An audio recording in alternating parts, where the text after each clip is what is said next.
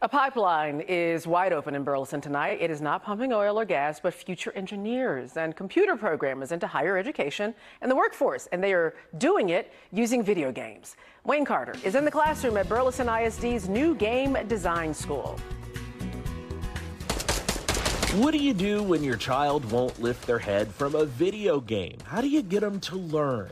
I'll say, oh yeah, you guys like to play this game. Let me show you how that game works. And you can add other things in that game that you might want in there.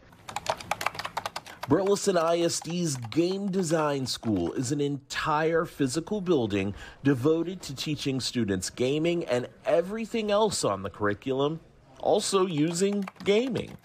It's a combination of both math and your normal learning a language type thing, because you have to learn how to do it, and then you have to use math to create your correct physics and stuff like that. When you get near the thwomps, they get angry, and then they move at you. Mr.Eversole started class with a game he made. It had a problem. It was impossible to win. The monsters eat you before you can collect all the coins. So the students had to break open the code, figure out why, and fix it. And let me tell you, it wasn't easy.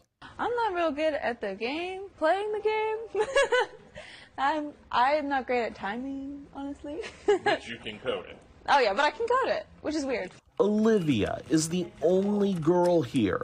Coding with her fancy nails is tough, as was holding her own with all the guys. They were like, you play games? What? You know, because like, you look at me, I'm like, they kind of were like, oh, I don't know about that. But they know now she's one of the best.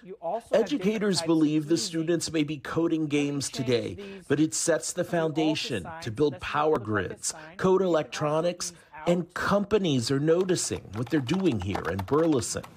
They are looking for potential programmers to teach their programs how to open the landing gear up or detect things that are far away.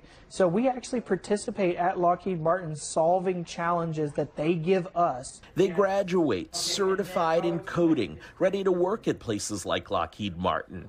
But it's not all coding here. Now I do more 3D modeling. Ethan Martin started taking gaming when this was just a class in his middle school.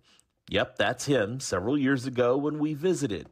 Now, he's set to graduate from this high school where he fell in love with computer designing and the art of making games. I don't like working with my hands too much, but I knew I like working with computers, and I always liked animated stuff. An entire school that resembles one of the most high-tech companies here in Burleson, taking a kid's most basic love of something fun and helping them turn it into a career.